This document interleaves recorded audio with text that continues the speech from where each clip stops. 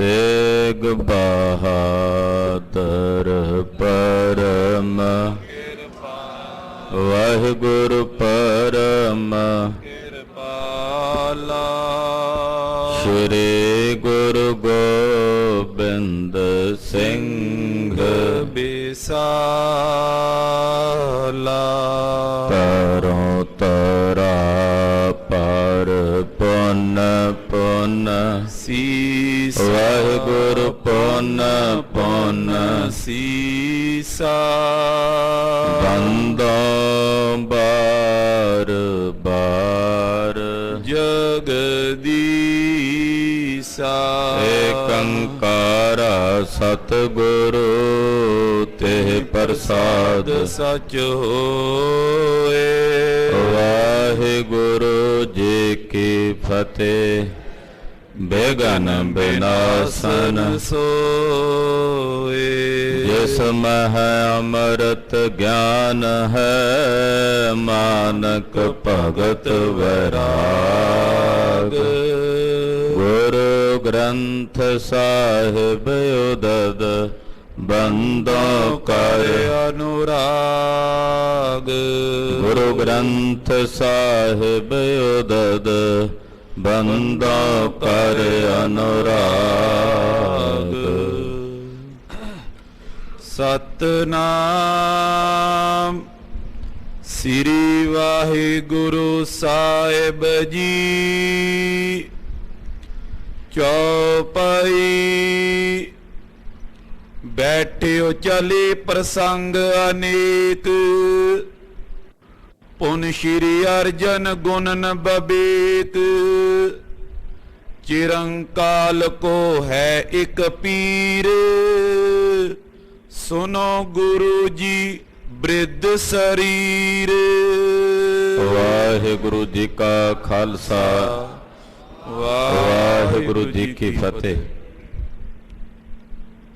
पतित पावन भगत वत्सल कृपा निधान अनाथ नाथ जगत गुरु श्री गुरु ग्रंथ साहिब जी महाराज जी की छत्र छाया हेठ जुड़ बैठे गुरु की साजी और निवाजी हुई गुरु का खास रूप गुरु खालसा साध संगत जीओ। वड्डियां भागां वाले हो के निता प्रति गुरु चरणों च जुड़ के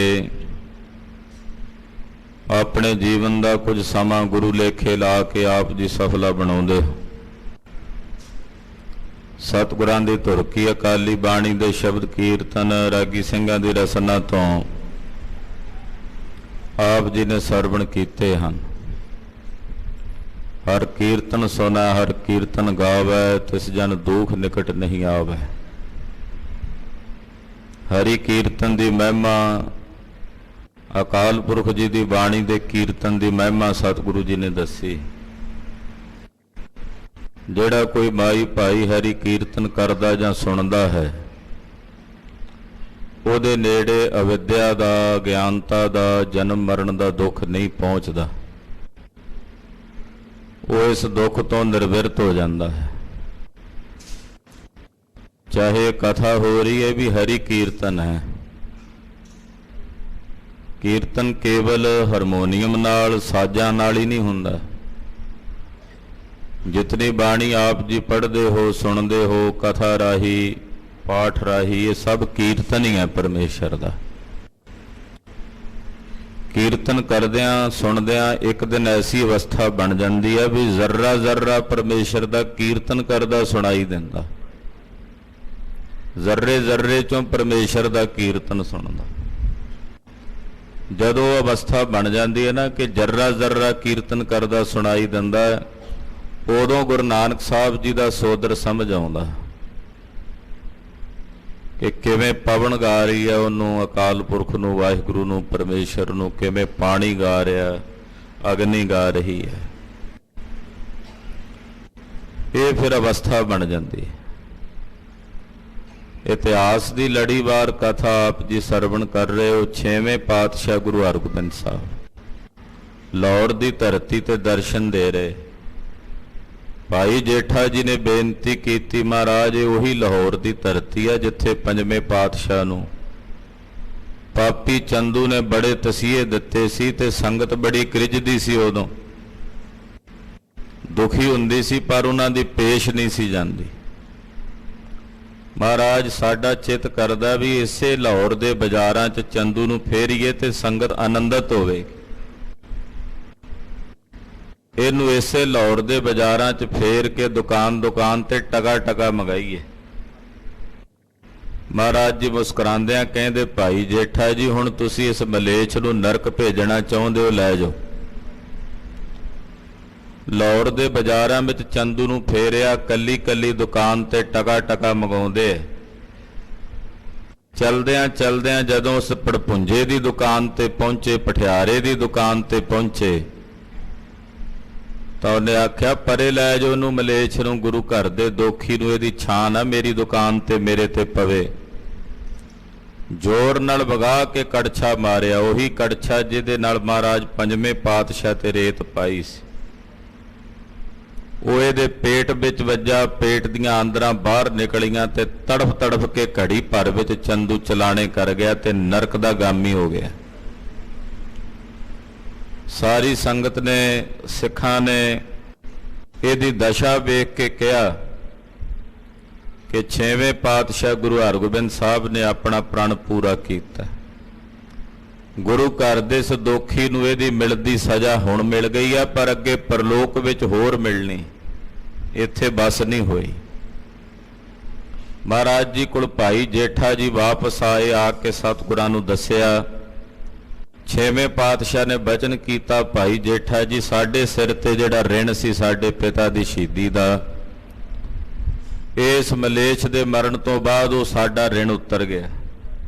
ਹੁਣ ਅਸੀਂ ਸੁਰਖਰੂ ਹੋ ਗਏ ਹਾਂ। ਗੁਰੂ ਘਰ ਦੇ ਦੋਖੀਆਂ ਨੂੰ ਐਸਾ ਹੀ ਦੰਡ ਮਿਲੇਗਾ, ਆਉਣ ਵਾਲੇ ਸਮੇਂ 'ਚ ਪੂਰਨੇ ਪੈ ਗਏ। ਸਾਰੇ ਸਿੱਖਾਂ ਵਿੱਚ ਗੁਰੂ ਸਾਹਿਬ ਜੀ ਦੀ ਉਪਮਾ ਹੋਈ, ਮਹਾਰਾਜ ਜੀ ਦਾ ਸੁਜਸ ਹੋਇਆ। ਬਾਦਸ਼ਾਹ ਜਹਾਂਗੀਰ ਸਤਿਗੁਰੂ ਜੀ ਨੂੰ ਜਿਸ ਦਿਨ ਚੰਦੂ ਮਰਿਆ, ਉਸ ਤੋਂ ਅਗਲੇ ਦਿਨ ਸਤਿਗੁਰੂ ਜੀ ਨੂੰ ਮਿਲਣ ਵਾਸਤੇ ਜਿੱਥੇ ਮੁਜੰਗੀ ਮਹਾਰਾਜ ਜੀ ਉਤਰੇ ਹੋਏ ਸਨ, ਛੇਵੇਂ ਪਾਤਸ਼ਾਹ, ਗੁਰਦੇਵ ਦੇ ਦਰਸ਼ਨ ਕਰਨ ਵਾਸਤੇ ਜਹਾਂਗੀਰ ਬਾਦਸ਼ਾਹ ਹਾਜ਼ਰ ਹੋਇਆ। ਬਾਦਸ਼ਾਹ ਨਾਲ ਵਾਰਤਾਲਾਪ ਚੱਲ ਰਹੀ ਹੈ, ਬਚਨ ਵਿਲਾਸ ਹੋ ਰਹੇ ਨੇ। ਆਓ ਮਹਾਰਾਜ, ਮੀਰੀਆਂ ਪੀਰੀਆਂ ਦੇ ਬਾਲਕ ਸਤਿਗੁਰੂ, ਬੰਦੀ ਛੋੜ ਸਤਿਗੁਰੂ ਸ਼੍ਰੀ ਗੁਰੂ ਹਰਗੋਬਿੰਦ ਸਾਹਿਬ ਜੀ ਮਹਾਰਾਜ ਜੀ ਦੇ ਪਵਿੱਤਰ ਚਰਨਾਂ ਦਾ ਧਿਆਨ ਆਪਣੇ ਹਿਰਦਿਆਂ 'ਚ ਧਾਰਨ ਕਰਦੇ ਹੋਇਆਂ ਸਮੂਹ ਮਾਈ ਭਾਈ ਆਪਣੀ ਰਸਨਾ ਨੂੰ ਪਵਿੱਤਰ ਕਰਦਿਆਂ ਆਖੋ ਜੀ, ਸਤਨਾਮ ਸ੍ਰੀ ਵਾਹਿਗੁਰੂ ਸਾਹਿਬ ਜੀ, ਸਤਨਾਮ ਸ੍ਰੀ ਵਾਹਿਗੁਰੂ ਸਾਹਿਬ ਜੀ। ਚੌਪਈ ਬੈਠਿਓ ਚਲੇ ਪ੍ਰਸੰਗ ਅਨੇਕ। ਬਾਦਸ਼ਾਹ ਜਹਾਂਗੀਰ ਸਤਿਗੁਰਾਂ ਨੂੰ ਮਿਲਣ ਆਇਆ, ਨਮਸਕਾਰ ਕਰਕੇ ਗੁਰੂ ਚਰਨਾਂ 'ਚ ਬੈਠ ਗਿਆ। ਤੋ ਬਚਨ ਬਿਲਾਸ ਚੱਲ ਪਏ। ਬਾਦਸ਼ਾਹ ਔਰ ਸਤਿਗੁਰੂ ਜੀ ਦੀਆਂ ਗੱਲਾਂ ਹੋਣ ਲੱਗੀਆਂ। ਪੁਨ ਸ਼੍ਰੀ ਅਰਜਨ ਗੁਣਨਨ ਬਬੇਕ। ਧੰਨ ਗੁਰੂ ਅਰਜਨ ਦੇਵ ਸਾਹਿਬ ਜੀ ਦਾ ਜ਼ਿਕਰ ਚੱਲਿਆ। ਮਹਾਰਾਜ ਪੰਜਵੇਂ ਪਾਤਸ਼ਾਹ ਜੀ ਦੀ ਗੱਲ ਚੱਲੀ। ਚਿਰੰਕਾਲ ਕੋ ਹੈ ਇੱਕ ਪੀਰ।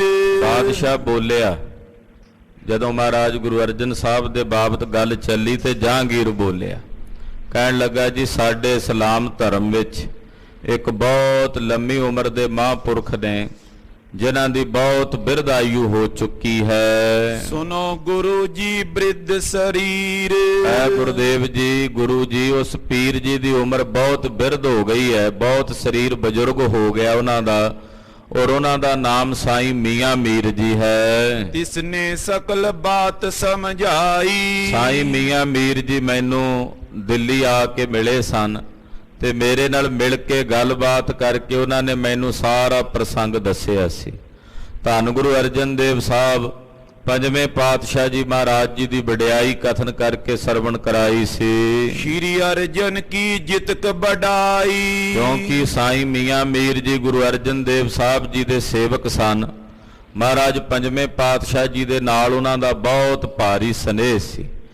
ਤੋ ਇਸ ਕਰਕੇ ਸਾਈਂ ਮੀਆਂ ਮੀਰ ਜੀ ਗੁਰੂ ਅਰਜਨ ਸਾਹਿਬ ਜੀ ਦੇ ਬਾਬਤ ਜਾਣਦੇ ਸੀ। ਉਹਨਾਂ ਨੇ ਬਹੁਤ ਵੱਡੀ ਭਾਰੀ ਵਡਿਆਈ ਕਥਨ ਕਰਕੇ ਮੈਨੂੰ ਸਰਵਣ ਕਰਾਈ, ਦੱਸਿਆ ਕਿ ਗੁਰੂ ਅਰਜਨ ਦੇਵ ਸਾਹਿਬ ਜੀ ਕੈਸੀ ਸ਼ਖਸੀਅਤ ਦੇ ਮਾਲਕ ਸਨ। ਤਨ ਤਨ ਉਰ ਮਹਾ ਗੰਭੀਰ। ਮੈਂ ਉਹਨਾਂ ਕੋਲੋਂ ਸੁਣ ਕੇ ਸਮਝਿਆ ਸੀ ਕਿ ਗੁਰੂ ਅਰਜਨ ਦੇਵ ਸਾਹਿਬ ਧੰਨ ਹਨ। ਧੰਨ ਹਨ ਪੰਜਵੇਂ ਪਾਤਸ਼ਾਹ ਜਿਨ੍ਹਾਂ ਦਾ ਹਿਰਦਾ ਬਹੁਤ ਹੀ ਗਹਿਰ ਗੰਭੀਰ ਸੀ, ਜੋ ਡੂੰਘੇ ਮਾਲਕ ਤੇ ਗੰਭੀਰ ਸੁਭਾਅ ਦੇ ਮਾਲਕ ਸਨ। ਅਜ਼ਮਤ ਇਤੀ ਵੱਡ ਤੀਰ। ਏਡੀ ਵੱਡੀ ਅਜ਼ਮਤ ਦੇ ਮਾਲਕ ਸਨ ਪੰਜਵੇਂ ਪਾਤਸ਼ਾਹ। ਇੱਕ ਹੰਕਾਰੇ ਨਾਲ ਸਾਰਾ ਬ੍ਰਹਿਮੰਡ ਸਾਰਾ ਵਿਲੈ ਕਰ ਸਕਦੇ ਸੀ। ਕੇਵਲ ਇੱਕ ਹੰਕਾਰਾ ਹੀ ਮਾਰਦੇ ਤੇ ਸਾਰੇ ਬ੍ਰਹਿਮੰਡ ਨੂੰ ਖਤਮ ਕਰਨ ਦੀ ਸਮਰੱਥਾ ਰੱਖਦੇ ਸਨ। ਪਰ ਏਡੀ ਵੱਡੀ ਕਰਾਮਾਤ ਦੇ ਹੋਣ ਦੇ ਬਾਵਜੂਦ ਵੀ ਉਹਨਾਂ ਨੇ ਮਹਾਨ ਧੀਰਜ ਨੂੰ ਧਾਰਨ ਕਰਕੇ ਰੱਖਿਆ, ਆਪਣੀ ਕੋਈ ਕਰਾਮਾਤ ਪ੍ਰਗਟ ਨਹੀਂ ਕੀਤੀ। ਐਸੇ ਅਜਰ ਨੂੰ ਜਰ ਲੈਣ ਦਾ ਸਿਖਰ ਗੁਰੂ ਅਰਜਨ ਦੇਵ ਸਾਹਿਬ ਜੀ ਮਹਾਰਾਜ ਜੀ ਨੇ ਪ੍ਰਗਟ ਕਰਕੇ ਵਿਖਾਇਆ ਹੈ। ਕਰ ਚਾਰੀ ਮਤ ਮੋਰ ਬਿਗਾਰੀ। ਮਹਾਰਾਜ ਮੈਨੂੰ ਇਸ ਗੱਲ ਦਾ ਬਹੁਤ ਵੱਡਾ ਪਛਤਾਵਾ ਹੈ ਕਿ ਮੈਂ ਉਹਨਾਂ ਦੀ ਸੇਵਾ ਟਹਿਲ ਨਹੀਂ ਕਰ ਸਕਿਆ, ਕਿਉਂਕਿ ਚੰਦੂ ਵਰਗੇ ਮਲੇਛਾਂ ਨੇ ਉਹਨਾਂ ਦੇ ਖਿਲਾਫ ਚੁਗਲੀਆਂ ਕਰਕੇ ਮੇਰੀ ਮੱਤ ਤੇ ਪਰਦਾ ਪਾ ਦਿੱਤਾ ਸੀ। ਉਹਨਾਂ ਦੇ ਖਿਲਾਫ ਮੈਨੂੰ ਬਹੁਤ ਪੱਟੀਆਂ ਪੜਾਈਆਂ, ਬਹੁਤ ਕੁਝ ਕਿਹਾ। ਆਖੇ ਜੀ ਗੁਰੂ ਅਰਜਨ ਦੇਵ ਸਾਹਿਬ ਨੇ ਆਪਣੇ ਕੋਲ ਚੋਰਾਂ ਤੇ ਠੱਗਾਂ ਨੂੰ ਰੱਖਿਆ ਹੋਇਆ। ਉਹਨਾਂ ਨੇ ਆਪਣੇ ਕੋਲ ਪਖੰਡ ਦੀ ਦੁਕਾਨ ਖੋਲੀ ਹੋਈ ਹੈ।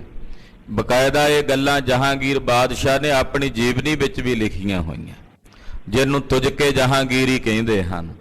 ਕਹਿਣ ਲੱਗਾ ਜੀ ਮੇਰੀ ਮੱਤ ਤੇ ਪਰਦਾ ਪਾ ਦਿੱਤਾ ਸੀ ਨਾ ਲੋਕਾਂ ਨੇ, ਚੰਦੂ ਵਰਗਿਆਂ ਨੇ ਚੁਗਲੀਆਂ ਕਰ ਕਰਕੇ ਗੁਰੂ ਘਰ ਦੇ ਖਿਲਾਫ ਮੈਨੂੰ ਭੜਕਾ ਦਿੱਤਾ ਸੀ। ਟਿਗ ਹਕਾਰ ਨੇ ਸੁਧ ਸੰਭਾਰੀ। ਮੈਂ ਉਹਨਾਂ ਨੂੰ ਆਪਣੇ ਕੋਲ ਸੱਦਿਆ ਸੀ ਲਾਹੌਰ ਸ਼ਹਿਰ, ਪਰ ਉਹਨਾਂ ਨੂੰ ਬੁਲਾ ਕੇ ਮੈਂ ਮੁੜ ਕੇ ਉਹਨਾਂ ਦੀ ਸੁਧ ਨਹੀਂ ਲਈ, ਬੁਲਾ ਕੇ ਉਹਨਾਂ ਦੀ ਕੋਈ ਸੇਵਾ ਨਹੀਂ ਕਰ ਸਕਿਆ, ਉਹਨਾਂ ਦੇ ਦਰਸ਼ਨ ਨਹੀਂ ਖੁੱਲੇ ਕਰ ਸਕਿਆ।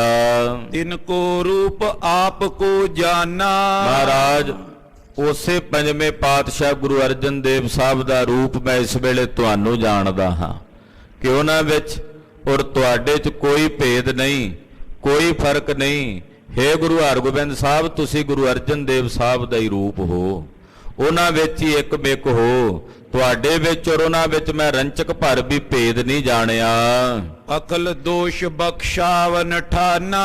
ਮੈਂ ਤੁਹਾਡੀ ਪਨਾਹ ਵਿੱਚ ਹਾਂ, ਤੁਹਾਡੀ ਸ਼ਰਨ ਵਿੱਚ ਹਾਂ, ਔਰ ਤੁਹਾਡੀ ਸ਼ਰਨ 'ਚ ਪੈ ਕੇ ਮੈਂ ਜਿੰਨੇ ਦੋਸ਼ ਕੀਤੇ ਨੇ ਹੁਣ ਤਾਈਂ, ਮੇਰੇ ਕੋਲੋਂ ਜਾਣੇ ਅਣਜਾਣੇ ਜੋ ਗੁਨਾਹ ਹੋਏ ਨੇ, ਉਹ ਮਹਾਰਾਜ ਜੀ ਮੈਂ ਤੁਹਾਡੇ ਚਰਨਾਂ 'ਚ ਬੇਨਤੀ ਕਰਕੇ ਬਖਸ਼ਾ ਲਏ ਹਨ। ਤੇ ਜੇ ਨਹੀਂ ਬਖਸ਼ੇ ਤਾਂ ਮਹਾਰਾਜ ਕਿਰਪਾ ਕਰਕੇ ਹੁਣ ਬਖਸ਼ ਦਿਓ। ਮੈਂ ਤੁਹਾਡੀ ਸ਼ਰਨ ਵਿੱਚ ਹਾਂ, ਤੁਹਾਡੀ ਪਨਾਹ ਵਿੱਚ ਹਾਂ। ਦੁਰਬੁੱਧੀ ਮੈਂ ਦਿਓ ਗਹਾਏ। ਜਿਹੜਾ ਖੋਟੀ ਬੁੱਧੀ ਵਾਲਾ ਬੰਦਾ ਜਿਹਨੇ ਅੱਗ ਲਾਈ ਸੀ, ਉਹ ਮੈਂ ਤੁਹਾਡੇ ਹਵਾਲੇ ਕਰ ਹੀ ਚੁੱਕਾ ਹਾਂ। ਚੰਦੂ ਨੂੰ ਮੈਂ ਤੁਹਾਡੇ ਕੋਲ ਹਾਜ਼ਰ ਕਰ ਹੀ ਚੁੱਕਾ ਹਾਂ। ਤੁਮ ਕੋ ਸਭ ਬਿਦ ਤੇ ਹਰ ਖਾਏ। ਔਰ ਤੁਹਾਡੀ ਪ੍ਰਸੰਨਤਾ ਹਰ ਪ੍ਰਕਾਰ ਨਾਲ ਲੈਣ ਦਾ ਯਤਨ ਕੀਤਾ ਕਿ ਤੁਸੀਂ ਮੇਰੇ ਤੇ ਖੁਸ਼ ਹੋਵੋ, ਮੇਰੇ ਤੇ ਪ੍ਰਸੰਨ ਹੋਵੋ। ਉਹਦੇ ਲਈ ਮੈਂ ਹਾਰੋ ਕਰਮ ਕੀਤਾ ਜੋ ਤੁਸੀਂ ਕਿਹਾ। ਰਾਵਰ ਕੀ ਪ੍ਰਸੰਨਤਾ ਠਾਨੀ। ਮਹਾਰਾਜ ਤੁਹਾਡੀ ਪ੍ਰਸੰਨਤਾ ਚਾਹੀਦੀ ਸੀ, ਮੈਨੂੰ ਤੁਹਾਡੀ ਖੁਸ਼ੀ ਚਾਹੀਦੀ ਸੀ, ਤੁਹਾਡੀ ਪ੍ਰਸੰਨਤਾ ਲੈਣ ਵਾਸਤੇ ਮੈਂ ਇਹ ਸਭ ਕੁਝ ਕੀਤਾ ਹੈ। ਮੈਂ ਨਿਰਦੋਸ਼ ਪਿਓ ਤਬ ਜਾਨੀ। ਜਦੋਂ ਤੁਸੀਂ ਮੇਰੇ ਤੇ ਪ੍ਰਸੰਨ ਹੋ ਗਏ ਤਾਂ ਮਹਾਰਾਜ ਮੈਂ ਇਹ ਸਮਝ ਲਿਆ ਵੀ ਮੈਂ ਹੁਣ ਦੋਸ਼ ਮੁਕਤ ਹੋ ਗਿਆ।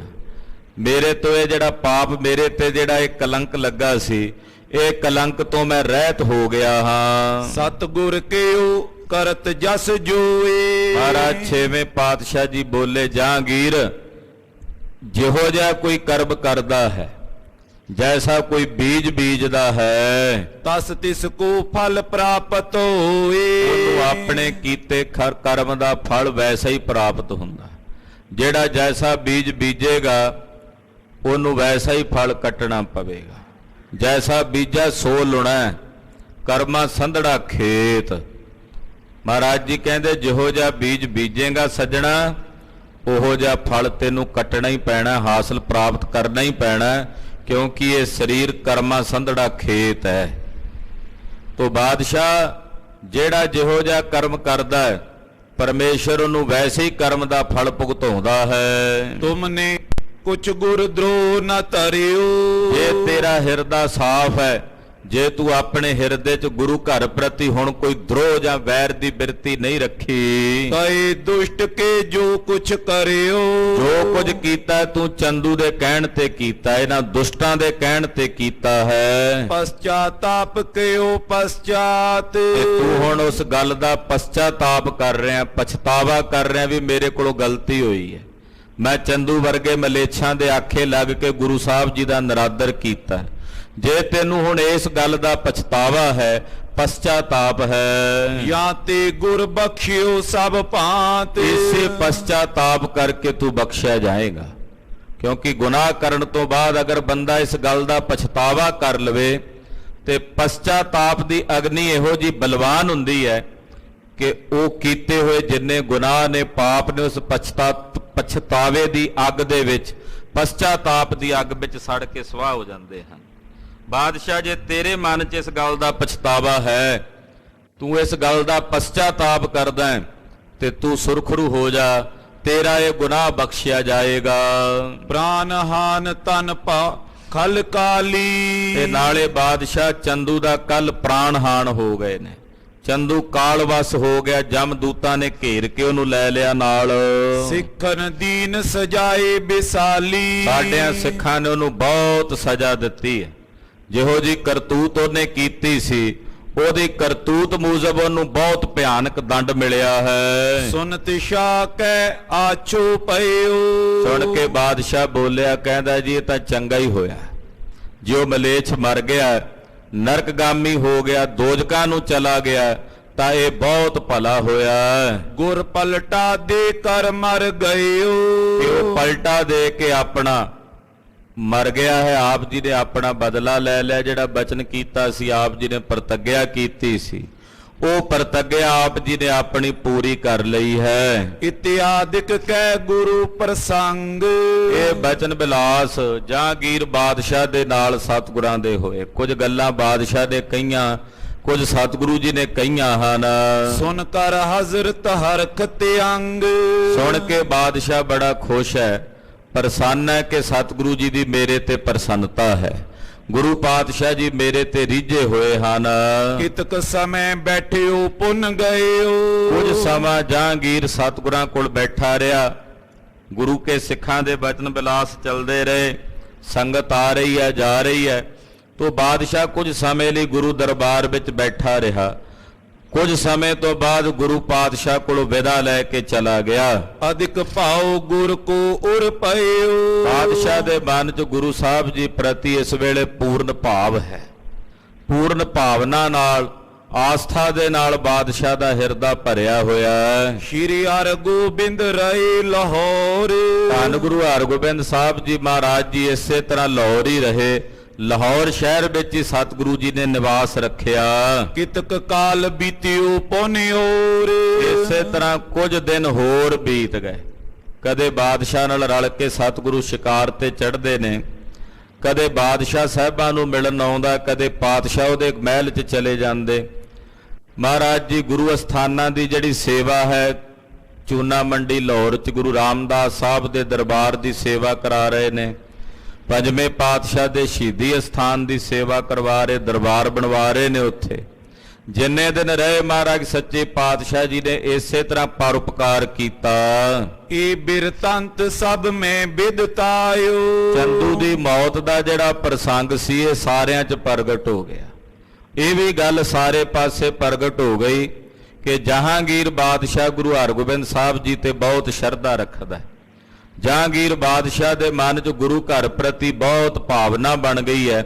ਇਹ ਸਤਿਗੁਰਾਂ ਦੇ ਨਾਲ ਮਿੱਤਰਾਨਾ ਸੁਭਾਅ ਰੱਖਦਾ ਹੈ।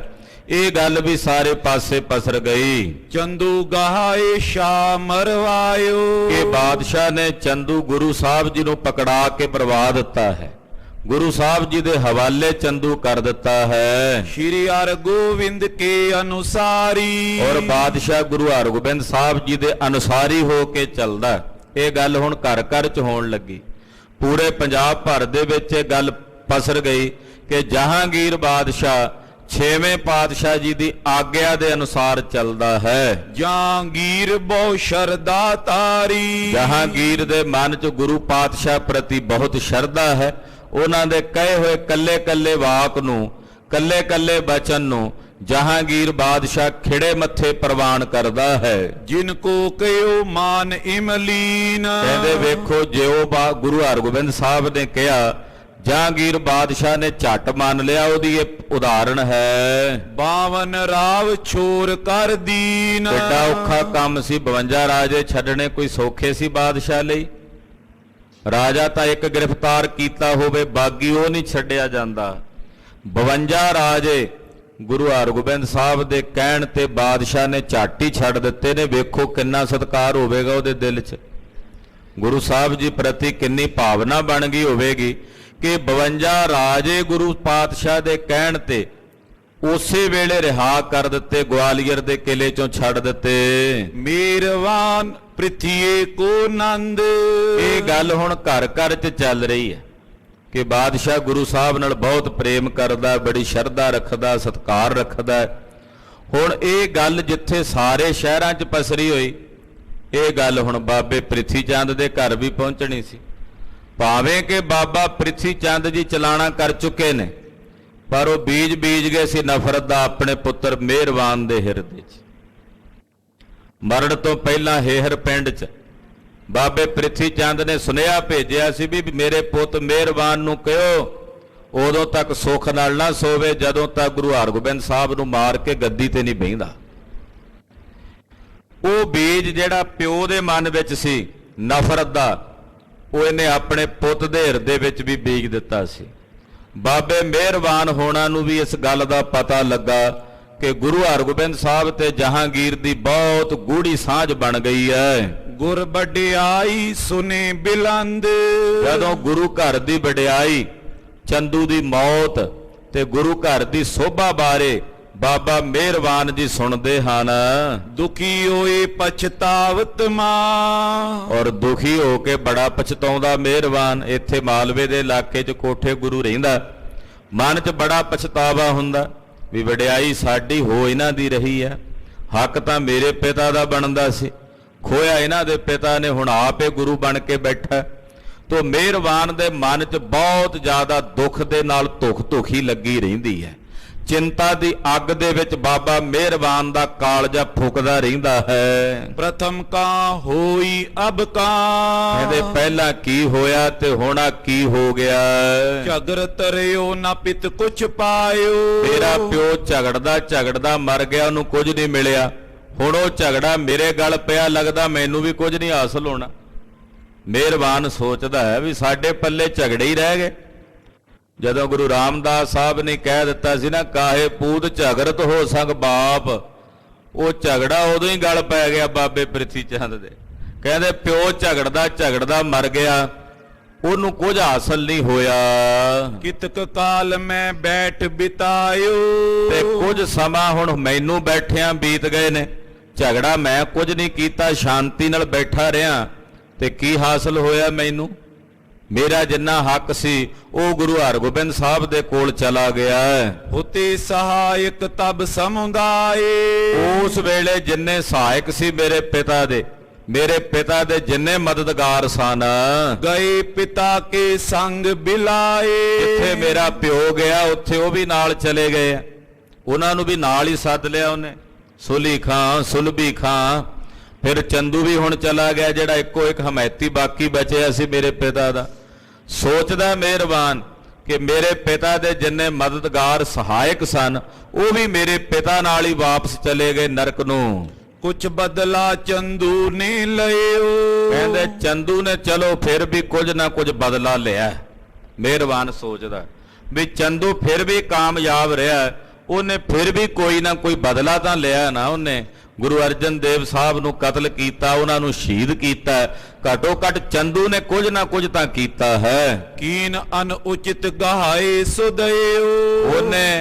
ਉਹਨੇ ਅਨੁਚਿਤ ਕੀਤਾ, ਹੁਣ ਉਹਨੂੰ ਪਕੜਾ ਦਿੱਤਾ, ਗੁਰੂ ਸਾਹਿਬ ਦੇ ਹਵਾਲੇ ਚੰਦੂ ਨੂੰ ਕਰ ਦਿੱਤਾ। ਚੰਦੂ ਨੇ ਆਪਣੇ ਵੱਲ ਪੂਰਾ ਜ਼ੋਰ ਲਾਇਆ, ਤਾਣ ਲਾਇਆ ਜਿੰਨਾ ਉਹਦੇ ਕੋਲ ਲੱਗਦਾ ਸੀ। ਕਰ ਕੁਛ ਸ਼ੇਰ ਸ਼ਾਹ ਬਸ ਕੀਨਾ। ਪਤਾ ਨਹੀਂ ਗੁਰੂ ਹਰਗੋਬਿੰਦ ਸਾਹਿਬ ਨੇ ਕਿਹੜਾ ਜਾਦੂ ਟੂਣਾ ਕੀਤਾ ਬਾਦਸ਼ਾਹ ਤੇ, ਜਿਹੜਾ ਬਾਦਸ਼ਾਹ ਹੁਣ ਤਾਈਂ ਗੁਰੂ ਘਰ ਦੇ ਖਿਲਾਫ ਸੀ, ਜਿਹਦੇ ਹੁਕਮ ਦੇ ਤਹਿਤ ਚੰਦੂ ਨੇ ਗੁਰੂ ਅਰਜਨ ਦੇਵ ਸਾਹਿਬ ਨੂੰ ਸ਼ਹੀਦ ਕੀਤਾ, ਉਹੀ ਬਾਦਸ਼ਾਹ ਹੁਣ ਉਹਨਾਂ ਦਾ ਮੁੱਲ ਖਰੀਦਿਆ ਗੋਲਾ ਲਾਲਾ ਬਣਿਆ ਹੋਇਆ। ਖਬਰੇ ਕਿਹੜਾ ਟੂਣਾ ਕੀਤਾ ਬਾਦਸ਼ਾਹ ਤੇ ਗੁਰੂ ਹਰਗੋਬਿੰਦ ਸਾਹਿਬ ਨੇ। ਸਿਹਰ ਕਹਿੰਦੇ ਨੇ ਟੂਣੇ ਨੂੰ, ਜਾਦੂ ਨੂੰ। ਖਬਰੇ ਕਿਹੜਾ ਜਾਦੂ ਕਰ ਦਿੱਤਾ ਗੁਰੂ ਹਰਗੋਬਿੰਦ ਸਾਹਿਬ ਨੇ ਬਾਦਸ਼ਾਹ ਉੱਤੇ। ਡੇਰਾ ਜਾਏ ਭਾਉ ਮੈਂ ਪੀਨਾ। ਹੋਰ ਕਹਿੰਦੇ ਇੰਨਾ ਪਿਆਰ ਪੈ ਗਿਆ ਬਾਦਸ਼ਾਹ ਦੇ ਨਾਲ। ਬਾਦਸ਼ਾਹ ਮੈਂ ਸੁਣਿਆ ਅੰਮ੍ਰਿਤਸਰ ਸ਼ਹਿਰ 'ਚ ਉਹਨਾਂ ਕੋਲ 2-3 ਦਿਨ ਡੇਰਾ ਕਰਕੇ ਗਿਆ। ਗੁਰੂ ਹਰਗੋਬਿੰਦ ਸਾਹਿਬ ਨੂੰ ਉਹਨੇ ਦਿੱਲੀ ਸੱਦਿਆ, ਆਗਰੇ ਨਾਲ ਲੈ ਕੇ ਗਿਆ, ਕਿੰਨਾ ਸਤਿਕਾਰ ਕੀਤਾ। ਹੁਣ ਲਾਹੌਰ ਸ਼ਹਿਰ 'ਚ ਆਪਣੇ ਕੋਲ ਬਿਠਾਇਆ ਹੋਇਆ ਹੈ। ਨਗਰ ਸੁਦਾਸਰ ਰਾਖਿਓ ਹਮ ਤੇ। ਸਾਡੇ ਨਾਲ ਤਾਂ ਮੁੱਢ ਕਦੀਮੀ ਧੱਕਾ ਹੀ ਹੋਇਆ। ਮਿਹਰਬਾਨ ਸੋਚਦਾ, ਪਹਿਲਾਂ ਮੇਰੇ ਪਿਓ ਨਾਲ ਧੱਕਾ ਹੋਇਆ, ਹੁਣ ਮੇਰੇ ਨਾਲ ਹੋ ਰਿਹਾ। ਸਾਡਾ ਨਗਰ ਸੀ ਸ੍ਰੀ ਅੰਮ੍ਰਿਤਸਰ ਸਾਹਿਬ, ਉੱਥੋਂ ਸਾਨੂੰ ਕੱਢਿਆ, ਹਾਲਾਂਕਿ ਕੱਢਿਆ ਨਹੀਂ ਸੀ। ਬਾਬਾ ਪ੍ਰਿਥੀ ਚੰਦ ਆਪਣੀਆਂ ਕਰਤੂਤਾਂ ਕਰਕੇ ਗਿਆ ਸੀ। ਜਦੋਂ 6ਵੇਂ ਪਾਤਸ਼ਾਹ ਨੂੰ ਕਦੇ ਜ਼ਹਿਰ ਦੇ ਕੇ ਮਾਰਨ ਦਾ ਯਤਨ ਕਰਦਾ, ਕਦੇ ਕੋਈ ਕਲੇਸ਼ ਕਰਦਾ।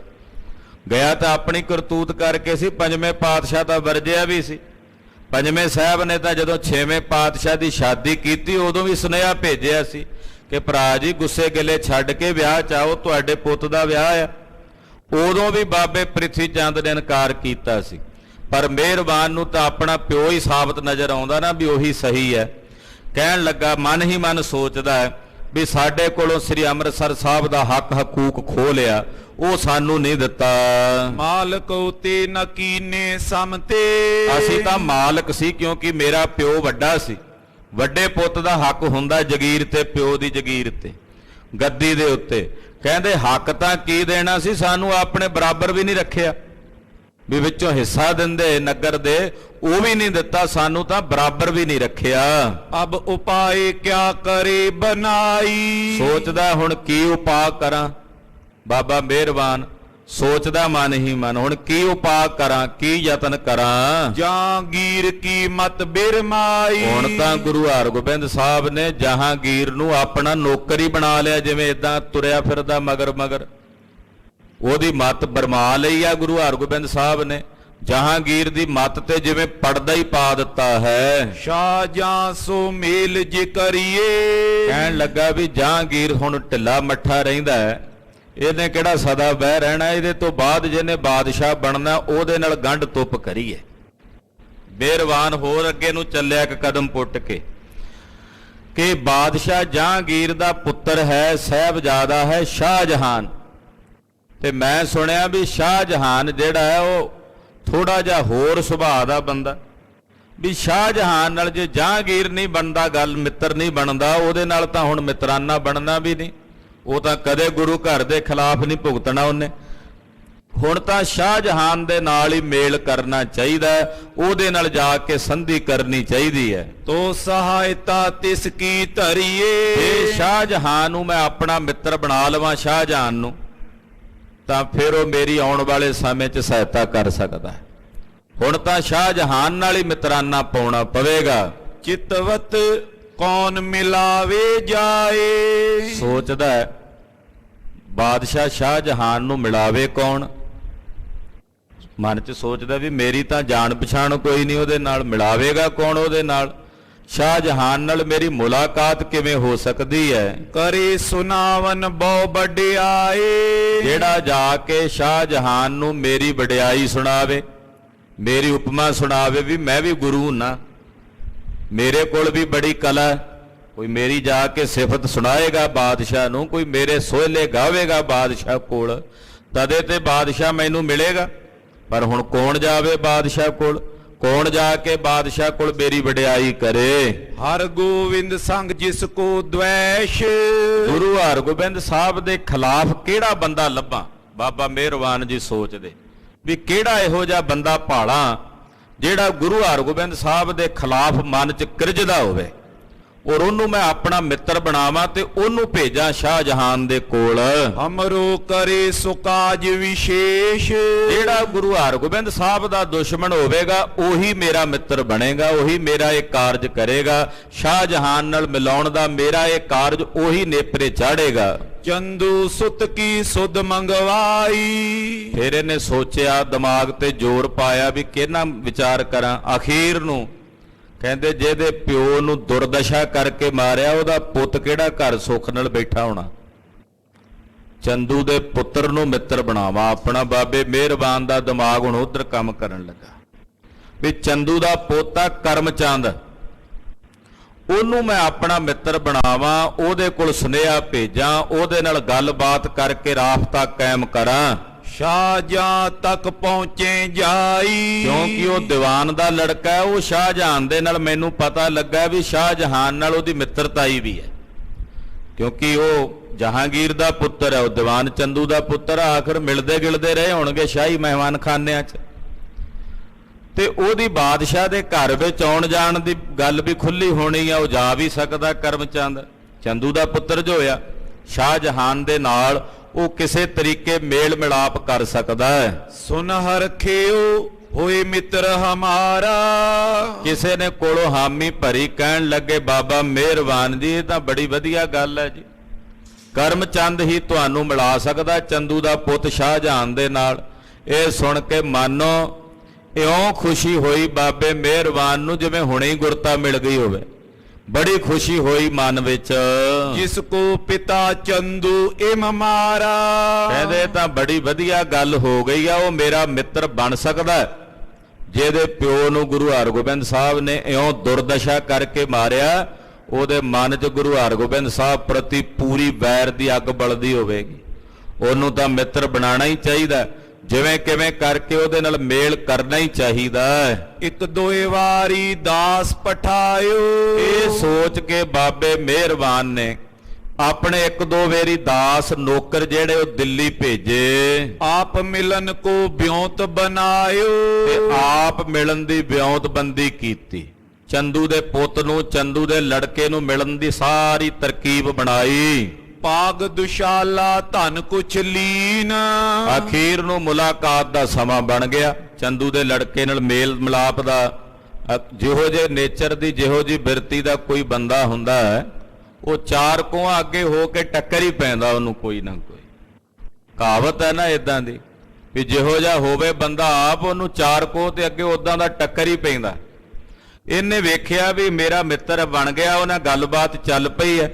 ਆਖਰਕਾਰ ਮੁਲਾਕਾਤ ਦਾ ਸਮਾਂ ਬਣ ਗਿਆ। ਇਹਨੇ ਘਰੋਂ ਪੱਗ ਲਈ, ਥੋੜੇ ਜਿਹੇ ਪੈਸੇ ਆਦਿਕ ਲਏ, ਕੋਈ ਖਿਲਤ ਲਈ ਤੇ ਲੈ ਕੇ ਚੰਦੂ ਦੇ ਪੁੱਤ ਨੂੰ ਦੇਣ ਚੱਲਿਆ ਵੀ ਤੇਰੇ ਪਿਓ ਦੀ ਮਰੇ ਦੀ ਪੱਗ ਦੇਣ ਆਇਆ ਤੈਨੂੰ। ਇਹੋ ਜਿਹੇ ਲੋਕਾਂ ਬਾਬਤ ਸਾਹਿਬ ਨੇ ਗੁਰਬਾਣੀ 'ਚ ਬਚਨ ਕਹੇ, ਕੁਲਹਾਂ ਦਿੰਦੇ ਬਾਵਲੇ ਲੈਂਦੇ ਵੱਡੇ ਨਿਲੱਜ। ਕੁਲਹਾਂ ਕਹਿੰਦੇ ਨੇ ਪੱਗਾਂ ਨੂੰ, ਪੱਗਾਂ ਨਹੀਂ ਦਿੰਦੇ ਸਰਦਾਰੀਆਂ। ਕਹਿੰਦੇ ਉਹ ਪੱਗਾਂ ਦੇਣ ਲਈ, ਸਰਦਾਰੀਆਂ ਦੇਣ ਲਈ ਉਹ ਕਾਲੇ ਹੁੰਦੇ ਨੇ ਬਾਵਲੇ। ਬਾਵਲੇ ਮਤਲਬ ਇਹੋ ਜਿਹੇ ਬੌਰੇ ਜਿਹੇ ਜਿਨ੍ਹਾਂ ਨੂੰ ਆਪ ਨਹੀਂ ਪਤਾ ਵੀ ਅਸੀਂ ਕੀ ਕਰਦੇ ਆਂ।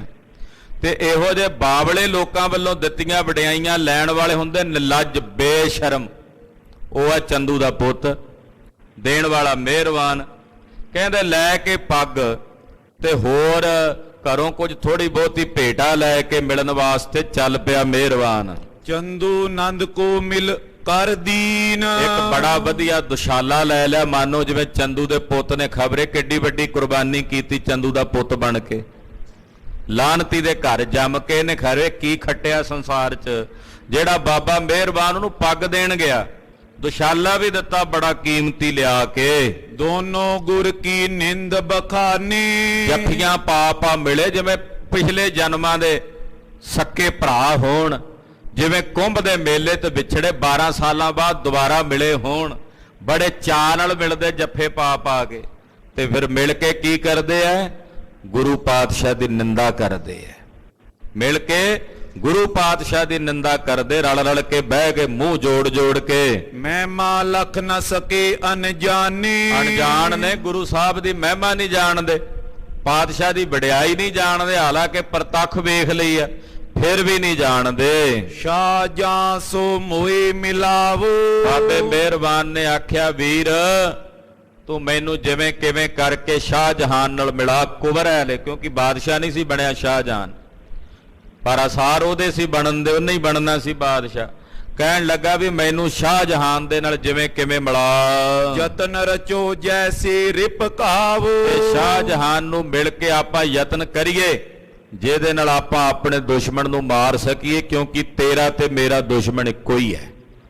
ਕੋਈ ਇਹੋ ਜਿਹਾ ਯਤਨ ਕਰੀਏ ਰਲ ਕੇ ਕਿ ਆਪਾਂ ਰਲ ਕੇ ਆਪਣੇ ਦੁਸ਼ਮਣ ਨੂੰ ਮਾਰ ਮੁਕਾਈਏ। ਹੋਤੀ ਜਥਾ ਮਤ ਦੁਸ਼ਟ ਬਡਨ ਕੀ। ਜਿਵੇਂ ਇਹਨਾਂ ਦੇ ਪਿਓਾਂ ਦੀ ਮੱਤ ਸੀ ਨਾ ਦੁਸ਼ਟਾਂ ਦੀ, ਜਿਵੇਂ ਉਹਨਾਂ ਦੀ ਦੁਸ਼ਟ ਮੱਤ ਸੀ ਬਾਬੇ ਮਿਹਰਬਾਨ ਦੇ ਪਿਓ ਪ੍ਰਿਥੀ ਚੰਦ ਦੀ ਔਰ ਚੰਦੂ ਦੇ ਪਿਓ ਕਰਮ ਚੰਦ ਦੇ ਪਿਓ ਚੰਦੂ ਦੀ, ਜਿਹੋ ਜੀ ਇਹਨਾਂ ਦੇ ਪਿਓਾਂ ਦੀ ਮੱਤ ਸੀ ਉਹੀ ਬਿਲਕੁਲ ਮਾਨੋ ਜਿਵੇਂ ਸਰੀਰ ਹੀ ਬਦਲ ਕੇ ਆ ਗਏ ਦੋਵੇਂ ਪਿਓ ਆਪਣੇ ਪੁੱਤਰਾਂ ਦੇ ਰੂਪ ਚ।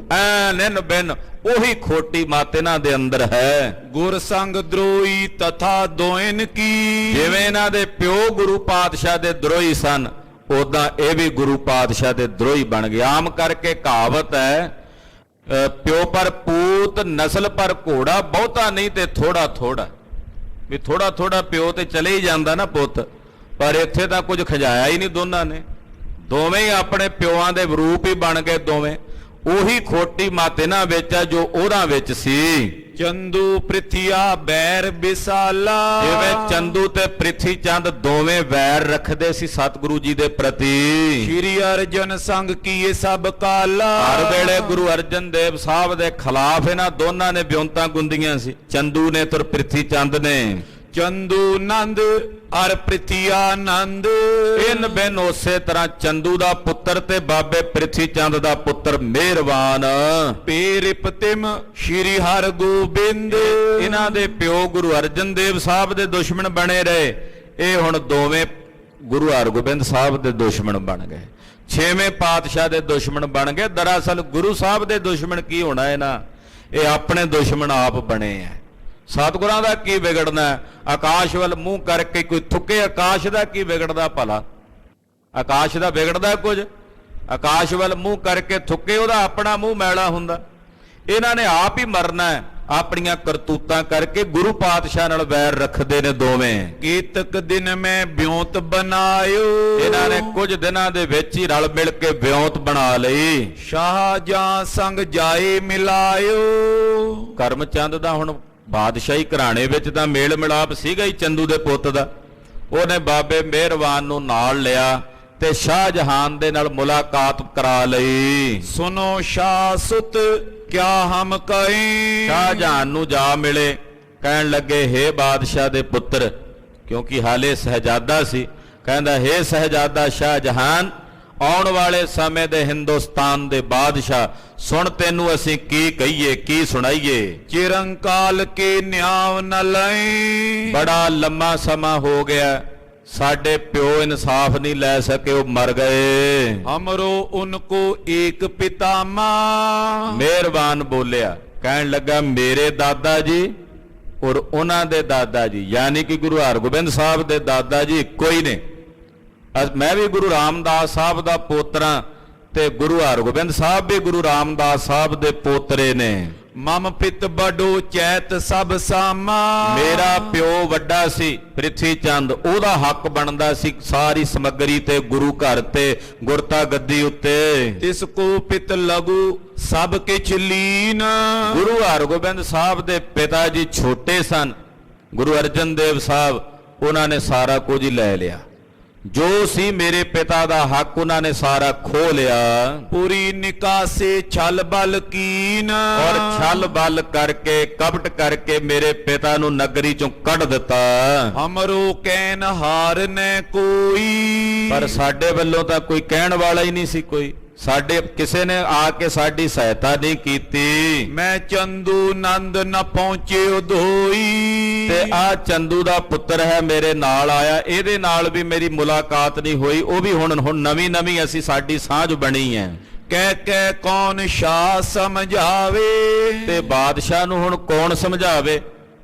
ਸ਼ਾਹਜਹਾਨ ਨੂੰ, ਸਜਾਦਾ ਜੀ ਤੁਹਾਡੇ ਪਿਤਾ ਦੇ ਨਾਲ ਹੁਣ ਕੌਣ ਗੱਲ ਕਰੇ? ਉਹਨਾਂ ਨੂੰ ਕੌਣ ਸਮਝਾਵੇ, ਕਿਉਂਕਿ ਇਹਦਾ ਪਿਤਾ ਫੜ ਕੇ ਗੁਰੂ ਹਰਗੋਬਿੰਦ ਸਾਹਿਬ ਦੇ ਹਵਾਲੇ ਕਰ ਦਿੱਤਾ ਉਹਨਾਂ ਤੇ ਸਾਡੀ ਸੁਣਨੀ ਨਹੀਂ ਜਹਾਂਗੀਰ ਬਾਦਸ਼ਾਹ ਨੇ। ਉਹਨੂੰ ਹੁਣ ਕੌਣ ਇਹ ਸਾਰੀ ਗੱਲ ਸਮਝਾਵੇ। ਨੀਕੇ ਲਖੇ ਤਾਹਵੇਂ ਦਿਵਾਵੇ। ਹੁਣ ਜੇ ਕੋਈ ਸਾਨੂੰ ਚੰਗਾ ਸਮਝੇਗਾ ਤੇ ਸਾਡਾ ਹੱਕ ਦਬਾਵੇਗਾ ਨਾ। ਤੁਹਾਡੇ ਪਿਤਾ ਜੀ ਤਾਂ ਸਾਨੂੰ ਚੰਗਾ ਹੀ ਨਹੀਂ ਸਮਝਦੇ, ਪਹਿਲਾਂ ਚੰਦੂ ਫੜਾ ਦਿੱਤਾ, ਕਿਤੇ ਐਸਾ ਨਾ ਹੋਵੇ ਮੈਂ ਉਹਦੇ ਕੋਲ ਜਾਵਾਂ ਮੈਨੂੰ ਹਵਾਲੇ ਕਰ ਦੇਣ। ਮਿਹਰਬਾਨ ਕਹਿੰਦਾ ਵੀ ਸਾਨੂੰ ਕੋਈ ਚੰਗਾ ਸਮਝੇਗਾ ਤੇ ਸਾਡਾ ਹੱਕ ਦਬਾਏਗਾ ਨਾ। ਤੁਹਾਡੇ ਪਿਤਾ ਜੀ ਤਾਂ ਸਾਨੂੰ ਚੰਗਾ ਸਮਝਦੇ ਹੀ ਨਹੀਂ। ਸਤਿਗੁਰ ਤੁਮਰੇ ਬਨੇ ਸਹਾਏ। ਤੇਰੀ ਸਹਾਇਤਾ ਸਤਿਗੁਰੂ ਜੀ ਕਰਨ। ਸਹਿਜਾਦਾ ਸ਼ਾਹਜਹਾਨ ਆਉਣ ਵਾਲੇ ਸਮੇਂ 'ਚ ਤੂੰ ਬਾਦਸ਼ਾਹ ਬਣੇ, ਚਿਰਾਂ ਤਾਈਂ ਰਾਜ ਕਰੇ। ਇਦਾਂ ਦੀਆਂ ਖਬਰੇ ਕਿੰਨੀਆਂ ਕਸੀਸਾਂ ਬਾਬੇ ਮਿਹਰਬਾਨ ਨੇ ਨਾਲੋਂ ਨਾਲ ਦੇ ਦਿੱਤੀਆਂ। ਗਇਓ ਅਲੰਬ ਆਪ ਕੋ ਆਏ। ਮੈਂ ਹੁਣ ਤੁਹਾਡਾ ਆਸਰਾ ਲਿਆ, ਕਿਉਂਕਿ ਤੇਰੇ ਤੋਂ ਸਾਨੂੰ ਇਨਸਾਫ ਦੀ ਉਮੀਦ ਹੈ ਕਿ ਤੂੰ ਸਾਡੀ ਫੇਵਰ ਕਰੇਗਾ, ਤੂੰ ਸਾਡੀ ਸਿਫਾਰਿਸ਼ ਕਰੇਗਾ, ਤੂੰ ਸਾਡੀ ਸਹਾਇਤਾ ਕਰੇਗਾ। ਸੁਣਿਆ ਤੇਰੇ ਬਾਰੇ ਤੂੰ ਬੜਾ ਇਮਾਨਦਾਰ ਹੈ, ਤੂੰ ਬੜਾ ਇਨਸਾਫ ਪਸੰਦ ਬਾਦਸ਼ਾਹ ਹੈ। ਕਰਿਓ ਤਨਕ ਰੁਖ ਕੈ ਸੁਤਿਸ਼ਾਉ। ਜਦੋਂ ਬਾਬੇ ਮਿਹਰਬਾਨ ਹੋਣਾ ਨੇ ਜਾ ਕੇ ਇਦਾਂ ਰੋ ਪਿੱਟ ਕੇ ਬੇਨਤੀਆਂ ਜੀਆਂ ਕੀਤੀਆਂ, ਸ਼ਾਹਜਹਾਨ ਨੇ ਕੋਈ ਬਹੁਤਾ ਰੁੱਖ ਨਹੀਂ ਕੀਤਾ, ਥੋੜਾ ਬਹੁਤਾ ਹੀ ਰੁੱਖ ਕਰਕੇ ਇਹਨਾਂ ਦੀ ਗੱਲ ਸੁਣੀ। ਅਵਸਰ ਪਾਏ ਕਹੀਂ ਪਿਤ ਪਾਉ। ਕਹਿੰਦਾ ਕੋਈ ਨਹੀਂ ਸਮਾਂ ਬਣਿਆ ਤੇ ਮੈਂ ਪਿਤਾ ਜੀ ਨਾਲ ਗੱਲ ਕਰਾਂਗਾ, ਮੈਂ ਆਪਣੇ ਬਾਪੂ ਨਾਲ, ਆਪਣੇ ਅੱਬਾ ਨਾਲ ਗੱਲ ਕਰਾਂਗਾ ਇਸ ਵਿਸ਼ੇ ਉੱਤੇ। ਅਪਰ ਸੁਭਾਏ ਬਿਖੈ ਪੁਨ ਪਰਿਓ। ਇਹ ਕਹਿ ਕੇ ਹੋਰ ਕੰਮਾਂ 'ਚ ਲੱਗ ਗਿਆ। ਉਹਨੇ ਕੋਈ ਬਹੁਤੀ ਤਰਜੀਹ ਨਹੀਂ ਦਿੱਤੀ ਇਹਨਾਂ ਦੋਨਾਂ ਨੂੰ, ਨਾ ਕਰਮਚੰਦ ਨੂੰ ਤੇ ਨਾ ਹੀ ਬਾਬੇ ਮਿਹਰਬਾਨ ਨੂੰ। ਸੁਣੀ ਤੇ ਕਿਹਾ ਜੀ ਕੋਈ ਨਹੀਂ ਮੈਂ ਕਰਾਂਗਾ ਜੀ ਗੱਲ। ਇਦਾਂ ਕਹਿ ਕੇ ਇਹਨਾਂ ਨੂੰ ਤੋੜ ਦਿੱਤਾ ਤੇ ਆਪ ਕਿਸੇ ਹੋਰ ਕੰਮ 'ਚ ਲੱਗ ਗਿਆ। ਮਿਹਰਬਾਨ ਪੁਨਿਆਵਨ ਕਰਿਓ। ਬਾਬਾ ਮਿਹਰਬਾਨ ਜੀ ਵਾਪਸ ਆ ਗਏ ਸ਼ਾਹਜਹਾਨ ਨੂੰ ਮਿਲ ਕੇ। ਚਿਤਵਤ ਹਿਰਦੇ ਮਿਲੇ ਬਹੁ ਬਾਰੀ। ਮਨ 'ਚ ਚਿਤਵਦਾ ਰਹਿੰਦਾ ਤੇ ਕਈ ਵੇਰੀ ਬਿਲਦਾ ਹੈ। ਹੋਏ ਸ਼ਾਹ ਸੁਤ ਸਾਥ ਚਿਨਾਰੀ। ਸੋਚਦਾ ਵੀ ਮੁਲਾਕਾਤ ਕਰਮਚੰਦ ਆਪਾਂ ਮਿਲਦੇ ਹੀ ਰਹਿਣਾ ਬਾਦਸ਼ਾਹ ਨਾਲ, ਆਪਾਂ ਪੂਰੀ ਯਾਰੀ ਪਾ ਕੇ ਰੱਖਣੀ। ਮਿਲਦੇ ਗਿਲਦੇ ਰਹਾਂਗੇ, ਸਾਨੂੰ ਯਾਦ ਰੱਖੇਗਾ, ਸਾਨੂੰ ਚੇਤੇ ਰੱਖੇਗਾ, ਜਾਣ ਪਛਾਣ ਹੋ ਜਾਏਗੀ। ਆਪਾਂ ਕਦੇ ਮਾਇਆ ਦਾ ਗੱਫਾ ਲਿਆ ਕੇ ਭੇਟ ਕਰ ਦਿਆ ਕਰਾਂਗੇ, ਕਦੇ ਕੋਈ ਵਧੀਆ ਕੱਪੜਾ ਲਿਆ ਕੇ ਭੇਟ ਕਰ ਦਿਆਂਗੇ, ਕਦੇ ਕੋਈ ਘੋੜਾ ਸਾਡੀ ਇਹਦੇ ਨਾਲ ਚਨਾਰੀ ਕਹਿੰਦੇ ਜਾਣ ਪਛਾਣ। ਇਦਾਂ ਸਾਡੀ ਸ਼ਾਹਜਹਾਨ ਨਾਲ ਜਾਣ ਪਛਾਣ ਹੋ ਜਾਏਗੀ। ਰੁੱਤ ਬਸੰਤ ਆਈ ਹੁਲ ਸੰਤ। ਇਦਾਂ ਇੱਧਰ ਵਿਉਂਤਬੰਦੀਆਂ ਘੜੀ ਜਾਂਦੇ ਮਿਹਰਬਾਨ ਤੇ ਚੰਦੂ ਦਾ ਪੁੱਤ ਦੋਵੇਂ।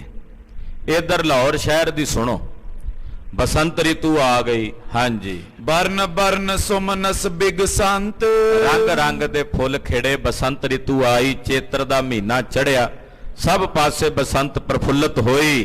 ਗਈ ਸੀਤਤਾ ਉਸ਼ਨੇ ਉਪਾਈ। ਸਿਆਲਾਂ ਦੇ ਦਿਨ ਸਨ, ਉਹ ਬੀਤ ਗਏ ਤੇ ਗਰਮੀ ਜੀ ਆ ਗਈ ਥੋੜੀ ਜੀ। ਬਸੰਤ ਰਿਤੂ ਚੇਤਰ ਤੋਂ ਬਾਅਦ ਵਿਸਾਖ ਦੇ ਮਹੀਨਾ ਦਾ ਉਹ ਥੋੜਾ ਜਿਹਾ ਗਰਮੈਸ਼ ਵਾਲਾ ਮਹੀਨਾ ਹੁੰਦਾ ਹੈ। ਬਨ ਉਪਬਨ ਖੁਸ਼ਬੂ ਵਧਾਈ। ਬਨਾਂ ਵਿੱਚ ਬਾਗਾਂ ਵਿੱਚ ਖੁਸ਼ਬੂ ਮਹਿਕ, ਕਿਉਂਕਿ ਫੁੱਲ ਖਿੜੇ ਨੇ, ਉਹਨਾਂ ਫੁੱਲਾਂ ਦੀ ਮਹਿਕ ਸਾਰੀ ਹਵਾ ਵਿੱਚ ਸੁਗੰਧੀ ਵਿੱਚ ਆਉਂਦੀ ਹੈ। ਜਹਾਂਗੀਰ ਸਿਮਰੀ ਕਸ਼ਮੀਰ। ਜਦੋਂ ਥੋੜੀ ਥੋੜੀ ਜਿਹੀ ਗਰਮੀ ਹੋ ਗਈ ਨਾ ਤੇ ਜਹਾਂਗੀਰ ਬਾਦਸ਼ਾਹ ਨੂੰ ਕਸ਼ਮੀਰ ਚੇਤੇ ਆਇਆ। ਕਹਿੰਦਾ ਆਹ ਮੌਸਮ ਤਾਂ ਕਸ਼ਮੀਰ ਦੁਨੀਆ ਦੇ ਉੱਤੇ ਇਸ ਧਰਤੀ ਤੇ ਸਵਰਗ ਹੈ, ਉੱਥੇ ਜਾਣਾ ਚਾਹੀਦਾ ਹੈ। ਜੈ ਕਾਮਨਾ ਅਤ ਸੀਤਲ ਨੀਰ। ਉੱਥੇ ਗਰਮੀ ਨਹੀਂ ਹੈ, ਕਿਉਂਕਿ ਅਗਲੇ ਮਹੀਨੇ ਗਰਮੀ ਦੇ ਨੇ। ਉੱਥੇ ਸ਼ੀਤਲਤਾਈ ਆ, ਕਸ਼ਮੀਰ 'ਚ ਠੰਡੀ ਠੰਡੀ ਹਵਾ ਚੱਲਦੀ ਹੈ, ਵਾਤਾਵਰਨ ਬੜਾ ਸ਼ੁੱਧ ਹੈ। ਜੈ ਸੁੰਦਰ ਬਾਗਨ ਲਗ ਮੇਵੇ। ਉੱਥੇ ਬਾਗ ਬੜੇ ਸੋਹਣੇ ਨੇ, ਫਲਾਂ ਦੇ ਬੜੇ ਬੜੇ ਮੇਵੇ ਮਿਲਦੇ ਆ ਕਸ਼ਮੀਰ 'ਚ। ਭਾਗਵਾਨ ਇਸ ਰੁੱਤ ਮੈਂ ਸੇਵੇ। ਕਹਿੰਦੇ ਭਾਗਵਾਨ ਹੁੰਦੇ ਉਹ ਲੋਕ ਜਿਹੜੇ ਇਹੋ ਜੀ ਰੁੱਤ ਦੇ ਵਿੱਚ ਕਸ਼ਮੀਰ ਵਿੱਚ ਰਹਿੰਦੇ ਆ। ਬਾਦਸ਼ਾਹ ਕਹਿੰਦਾ ਭਾਗਵਾਨ ਹੁੰਦੇ ਉਹ ਲੋਕ ਜਿਹੜੇ ਕਸ਼ਮੀਰ ਦੇ ਵਿੱਚ ਇਹੋ ਜੀ ਰੁੱਤ 'ਚ ਰਹਿੰਦੇ ਤੇ ਉਹਨਾਂ ਨੂੰ ਖਾਣ ਨੂੰ ਇਹੋ ਜਿਹੇ ਮੇਵੇ ਮਿਲਦੇ ਨੇ। ਕਰਿਓ ਮਨੋਰਥ ਅਬ ਚੱਲ ਜਾਵੋ। ਇਹਨੇ ਮਨੋਰਥ ਕੀਤਾ ਵੀ ਹੁਣ ਮੈਂ ਕਸ਼ਮੀਰ ਜਾਵਾਂ। ਆ ਜਿਹੜੇ 2-4 ਮਹੀਨੇ ਆ ਗਰਮੀ ਦੇ, ਉੱਥੇ ਕਸ਼ਮੀਰ ਜਾ ਕੇ ਰਹਿ ਕੇ ਬਤੀਤ ਕਰਾਂ। ਬਾਰਿਸ਼ ਪਏ ਦੇਸ਼ੇ ਸੇ ਆਵੋ। ਜਦੋਂ ਬਾਰਿਸ਼ ਪਏਗੀ, ਸਾਵਣ ਭਾਦਰੋਂ ਦਾ ਮਹੀਨਾ ਹੋਵੇਗਾ, ਫਿਰ ਇੱਧਰ ਆ ਜਾਵਾਂਗਾ ਵਾਪਸ ਪੰਜਾਬ 'ਚ, ਇਸ ਪਾਸੇ ਫਿਰ ਵਾਪਸ ਪਰਤ ਆਵਾਂਗਾ। ਇਮ ਨਿਸ਼ਚੇ ਕਰ ਇੱਕ ਦਿਨ ਮਾਉ। ਏਦਾਂ ਇਹਨੇ ਨਿਸ਼ਚਾ ਕਰ ਲਿਆ ਇੱਕੋ ਦਿਨ 'ਚ ਹੀ ਨਿਰਣਾ ਕਰ ਲਿਆ ਵੀ ਹਾਂ ਹੁਣ ਜਾਣਾ ਹੈ। ਆਇਓ ਸ਼੍ਰੀ ਹਰਿ ਗੋਬਿੰਦ ਪਾਉ। ਜਾਣ ਤੋਂ ਪਹਿਲਾਂ ਗੁਰੂ ਹਰਗੋਬਿੰਦ ਸਾਹਿਬ ਜੀ ਨੂੰ ਮਿਲਣ ਵਾਸਤੇ, ਸਤਿਗੁਰਾਂ ਨੂੰ ਦੱਸਣ ਵਾਸਤੇ ਆਇਆ। ਸ਼ਾਹਜਹਾਨ ਨੰਦਨ ਲੈ ਸਾਥ, ਨਾਲ ਆਪਣੇ ਪੁੱਤ ਸ਼ਾਹਜਹਾਨ ਨੂੰ ਵੀ ਲਿਆਇਆ। ਸਤਿਗੁਰੂ ਜੀ ਨਾਲ ਵੀ ਚਲੋ ਸ਼ਾਹਜਹਾਨ ਨਾਲ ਸਾਂਝ ਬਣ ਜੇ, ਅੱਗੇ ਮੁਲਾਕਾਤ ਹੋ ਜਾਏ। ਉਹਦੇ ਲਈ ਸ਼ਾਹਜਹਾਨ ਨੂੰ ਆਪਣੇ ਨਾਲ ਲੈ ਕੇ ਆਇਆ। ਟੇਕਿਓ ਆਨ ਦਉ ਪਗ ਮਾਤ, ਦੋਹਾਂ ਪਿਓ ਪੁੱਤਰਾਂ ਨੇ, ਜਹਾਂਗੀਰ ਨੇ ਵੀ ਔਰ ਉਹਦੇ ਪੁੱਤਰ ਸ਼ਾਹਜਹਾਨ ਨੇ, ਦੋਨਾਂ ਨੇ ਆ ਕੇ 6ਵੇਂ ਪਾਤਸ਼ਾਹ ਨੂੰ ਮੱਥਾ ਟੇਕਿਆ, ਨਮਸਕਾਰ ਕੀਤੀ। ਸਾਦਰ ਸਤਿਗੁਰ ਬੋਲ ਬਿਠਾਏ, ਸਾਹਿਬ ਜੀ ਨੇ ਸਨਮਾਨ ਦੇ ਕੇ, ਸਤਕਾਰ ਦੇ ਕੇ ਇਹਨਾਂ ਨੂੰ ਕੋਲ ਬਿਠਾਇਆ। ਪ੍ਰਭ ਦਿਸ਼ ਕੇ ਸੋ ਪ੍ਰਸੰਗ ਚਲਾਏ, ਤੇ ਗੁਰੂ ਪਾਤਸ਼ਾਹ ਦੇ ਘਰ ਦੇ ਕੋਈ ਪ੍ਰਸੰਗ, ਗੁਰੂ ਘਰ ਦੀ ਕੋਈ ਗਾਥਾ ਉਹ ਚੱਲ ਪਈ। ਪੁਨ ਹਜ਼ਰਤ ਕੈ ਸੁਨ ਗੁਰ ਪੀਰ, ਕੁਝ ਸਮਾਂ ਬਚਨ ਬਿਲਾਸ ਹੋਏ, ਪਰਮੇਸ਼ਰ ਸੰਬੰਧੀ ਵਿਚਾਰਾਂ ਹੋਈਆਂ। ਫਿਰ ਜਹਾਂਗੀਰ ਬਾਦਸ਼ਾਹ ਬੋਲਿਆ, ਕਹਿਣ ਲੱਗਾ, ਹੇ ਗੁਰੂਦੇਵ, ਹੇ ਪੀਰ ਜੀ ਸੁਣੋ। ਮੈਂ ਅਬ ਚਲਿਓ ਚੈਤ ਕਸ਼ਮੀਰ, ਪੀਰ ਜੀ ਮੈਂ ਹੁਣ ਕਸ਼ਮੀਰ ਜਾ ਰਿਹਾ, ਕਿ ਕਸ਼ਮੀਰ ਦੇ ਵਿੱਚ ਵਿਚਰਨਾ ਚਾਹੁੰਦਾ ਹਾਂ। ਜਿਮ ਅਬ ਮਿਹਰਬਾਨਗੀ ਧਰੋ, ਮਹਾਰਾਜ ਜਿਵੇਂ ਤੁਸੀਂ ਮੇਰੇ ਤੇ ਮਿਹਰਬਾਨਗੀ ਕਰਦੇ ਹੋ, ਮੇਰੇ ਤੇ ਤੁਸੀਂ ਆਪਣਾ ਬਹੁਤ ਤਰਸ ਤੇ ਦਇਆ ਕਰਦੇ ਹੋ। ਮਮ ਪਾਛੇ ਇਮਈ ਹਿਤ ਕਰੋ, ਮੇਰੇ ਤੋਂ ਪਿੱਛੋਂ, ਮੇਰੇ ਤੋਂ ਬਾਅਦ ਮੇਰਾ ਵਾਰਸ ਹੈ ਇਹ ਸ਼ਾਹਜਹਾਨ, ਮੇਰੇ ਨਾਲ ਆਇਆ, ਇਹ ਮੇਰਾ ਪੁੱਤ ਹੈ।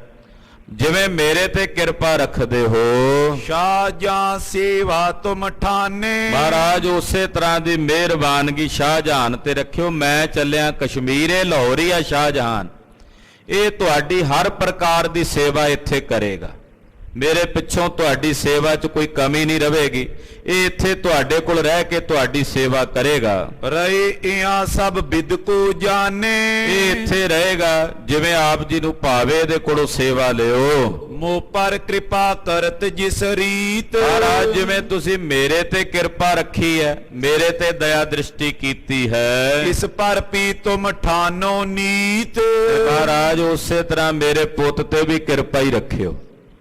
ਜਿਵੇਂ ਮੇਰੇ ਤੇ ਦਇਆ ਰੱਖੀ ਆ ਹੁਣ ਤਾਈਂ ਇਹਦੇ ਤੇ ਰੱਖਿਓ। ਮੈਂ ਕਸ਼ਮੀਰ ਜਾ ਰਿਹਾ, ਇਹ ਇੱਥੇ ਹੀ ਆ ਲਾਹੌਰ, ਇਹ ਤੁਹਾਡੀ ਸੇਵਾ ਕਰੇਗਾ ਇੱਥੇ ਹਰ ਤਰ੍ਹਾਂ ਦੀ। ਜਿਵੇਂ ਆਪ ਜੀ ਕਹੋਗੇ ਤੁਹਾਡੀ ਸੇਵਾ 'ਚ ਹਾਜ਼ਰ ਰਹੇਗਾ, ਇਹਦੇ ਤੇ ਤੁਸੀਂ ਆਪਣੀ ਕਿਰਪਾ ਰੱਖਣੀ ਹੈ। ਸ਼੍ਰੀ ਹਰਿਗੋਬਿੰਦ ਬਾਕ ਬਖਾਨਾ, ਸੁਣ ਕੇ ਧੰਨ ਗੁਰੂ ਹਰਗੋਬਿੰਦ ਸਾਹਿਬ ਜੀ ਮਹਾਰਾਜ ਜੀ ਬੋਲੇ, ਸ਼੍ਰੀ ਗੁਰ ਘਰ ਹੈ ਮੁਕਰ ਸਮਾਨਾ। ਮਹਾਰਾਜ ਜੀ ਕਹਿੰਦੇ, ਜਹਾਂਗੀਰ ਤੈਨੂੰ ਇਹ ਗੱਲ ਪਹਿਲੋਂ ਵੀ ਕਹੀ ਸੀ, ਅੱਜ ਫੇਰ ਕਹਿ ਦਿੰਨੇ ਆ। ਗੁਰੂ ਘਰ ਸ਼ੀਸ਼ੇ ਦੇ ਸਮਾਨ ਹੈ। ਮੁਕਰ ਕਹਿੰਦੇ ਨੇ ਸ਼ੀਸ਼ੇ ਨੂੰ। ਇਹ ਜਿਹੜਾ ਘਰ ਹੈ ਨਾ ਸਾਡਾ, ਇਹ ਸ਼ੀਸ਼ੇ ਦੇ ਸਮਾਨ ਹੈ। ਜਥਾ ਆਪਨੋ ਬੇਸ ਬਣਾਵੇ, ਇਹ ਸ਼ੀਸ਼ੇ ਵਿੱਚ ਜਿੱਦਾਂ ਦਾ ਕੋਈ ਭੇਸ ਬਣਾ ਕੇ ਆਉਂਦਾ, ਜਿੱਦਾਂ ਦੀ ਕੋਈ ਸ਼ਕਲ ਬਣਾ ਕੇ ਆਉਂਦਾ, ਜੇ ਮੱਥੇ ਤੇ ਤਿਲਕ ਲਾ ਕੇ ਆਵੇ, ਗਲ 'ਚ ਹਾਰ ਪਾ ਕੇ ਆਵੇ, ਸਿਰ ਤੇ ਜਗ੍ਹਾ ਤੇ ਕਲਗੀ ਲਾ ਕੇ ਆਵੇ, ਸ਼ੀਸ਼ੇ ਨੇ ਉਦਾਂ ਵਿਖਾ ਦੇਣਾ। ਪਰ ਜੇ ਕੋਈ ਸਵਾਹ ਮਲ ਕੇ ਆਵੇ, ਮੂੰਹ ਤੇ ਕਾਲਖ ਮਲ ਕੇ ਆਵੇ, ਇਹਨੇ ਉਦਾਂ ਵਿਖਾ ਦੇਣਾ। ਇਹ ਗੁਰੂ ਨਾਨਕ ਸਾਹਿਬ ਦਾ ਘਰ ਹੈ, ਇਹ ਸ਼ੀਸ਼ੇ ਦੇ ਮਨਿੰਦ ਹੈ। ਤਿਸ ਪ੍ਰਕਾਰ ਹੀ ਤਿਸੇ ਦਿਖਾਵੇ, ਜਿੱਦਾਂ ਦਾ ਕੋਈ ਮੂੰਹ ਲੈ ਕੇ ਆਉਂਦਾ ਸ਼ੀਸ਼ੇ ਦੇ ਸਾਹਮਣੇ, ਇਹ ਸ਼ੀਸ਼ਾ ਉਸੇ ਤਰ੍ਹਾਂ ਦਾ ਉਹਨੂੰ ਮੂੰਹ ਵਿਖਾ ਦਿੰਦਾ ਹੈ। ਜਿਮ ਤੁਮ ਹਮ ਸੋ ਰਹਿ ਹਮ ਤੁਮ ਸੋ, ਮਹਾਰਾਜ ਜੀ ਨੂੰ ਪਤਾ ਸੀ ਵੀ ਸ਼ਾਹਜਹਾਨ ਨੇ ਵਿਗੜਨਾ, ਸਾਹਿਬ ਜਾਣਦੇ ਸੀ ਭਵਿੱਖ 'ਚ ਕੀ ਹੋਣਾ, ਵੀ ਇਹਨੇ ਤਾਂ ਫੌਜਾਂ ਭੇਜਣੀਆਂ ਸਾਡੇ ਨਾਲ ਲੜਨ ਲਈ। ਮਹਾਰਾਜ ਕਹਿੰਦੇ, ਬਾਦਸ਼ਾਹ ਜਿਵੇਂ ਤੂੰ ਸਾਡੇ ਨਾਲ ਵਰਤਿਆ, ਅਸੀਂ ਤੇਰੇ ਨਾਲ ਉਦਾਂ ਵਰਤੇ ਹਾਂ। ਜਿਵੇਂ ਤੂੰ ਸਾਡੇ ਨਾਲ ਵਰਤਿਆ, ਅਸੀਂ ਤੇਰੇ ਨਾਲ ਉਦਾਂ ਵਰਤੇ ਹਾਂ। ਤਿਮਾਮ ਰਹਿ ਜਿਮ ਏ ਰਹਿ ਹਮ ਸੋ, ਆਉਣ ਵਾਲੇ ਸਮੇਂ 'ਚ ਤੇਰਾ ਪੁੱਤਰ ਹੈ ਸ਼ਾਹਜਹਾਨ, ਇਹ ਜਿਵੇਂ ਸਾਡੇ ਨਾਲ ਵਰਤੇਗਾ, ਅਸੀਂ ਇਹਦੇ ਨਾਲ ਉਦਾਂ ਵਰਤਾਂਗੇ। ਇਹ ਤਾਂ ਵਰਤਾਣੇ ਦੀ ਗੱਲ ਹੈ ਨਾ, ਜਿਵੇਂ ਤੂੰ ਵਰਤਿਆ ਤੇਰੇ ਨਾਲ ਅਸੀਂ ਉਦਾਂ ਵਰਤੇ ਹਾਂ, ਜਿਵੇਂ ਇਹ ਵਰਤੇਗਾ ਸਾਡੇ ਨਾਲ, ਇਹਦੇ ਨਾਲ ਅਸੀਂ ਉਸੇ ਤਰ੍ਹਾਂ ਵਰਤਾਂਗੇ। ਤਾਂ ਇਹਦੇ ਉੱਤੇ ਨਿਰਭਰ ਹੈ ਵੀ ਇਹ ਕਿਵੇਂ ਵਰਤਣਾ ਚਾਹੁੰਦਾ ਹੈ, ਇਹ ਸਾਡੇ ਨਾਲ ਕਿੱਦਾਂ ਦੀ ਸਾਂਝ ਚਾਹੁੰਦਾ ਹੈ। ਸਾਂਝ ਦੋ ਤਰ੍ਹਾਂ ਦੀ ਹੁੰਦੀ ਹੈ ਬਾਦਸ਼ਾਹ, ਇੱਕ ਤੇਰੀ ਮੇਰੀ ਹੈ, ਇੱਥੇ ਆਪਾਂ ਬੈਠੇ ਹਾਂ। ਇੱਕ ਸਾਂਝ ਜੰਗ ਦੇ ਮੈਦਾਨ ਵਿੱਚ ਵੀ ਹੁੰਦੀ ਹੈ, ਜਿਹੜੀ ਆਮਣੇ ਸਾਹਮਣੇ ਹੋ ਕੇ ਫੈਸਲਾ ਹੁੰਦਾ ਕਿ ਕੀ ਕਰਨਾ ਹੈ। ਇਸ ਕਰਕੇ ਉਹ ਹੁਣ ਇਹਦੇ ਉੱਤੇ ਨਿਰਭਰ ਹੈ ਕਿ ਇਹਨੇ ਸਾਡੇ ਨਾਲ ਕਿੱਦਾਂ ਦੀ ਸਾਂਝ ਰੱਖਣੀ ਹੈ। ਅਬ ਕਸ਼ਮੀਰ ਜਾਓ ਸੁਖ ਹੇਤ, ਬਾਦਸ਼ਾਹ ਤੂੰ ਜਾ ਖੁਸ਼ੀ ਨਾਲ ਕਸ਼ਮੀਰ ਘੁੰਮ, ਉੱਥੇ ਜਾ ਕੇ ਵਿਚਰ ਜੈ ਸੀਤਲਤਾ ਬਰਫ ਸਮੇਤ, ਜਿੱਥੇ ਸ਼ੀਤਲਤਾ ਹੈ, ਜਿੱਥੇ ਬਰਫ਼ ਡਿੱਗਦੀ ਹੈ, ਜਿੱਥੇ ਦੀ ਹਿਮਾਲਿਆ ਦੇ ਉਹ ਸੋਹਣੇ ਪਹਾੜ ਨੇ, ਜਾ ਕੇ ਉਹਨਾਂ ਦੀ ਸੈਲ ਕਰ।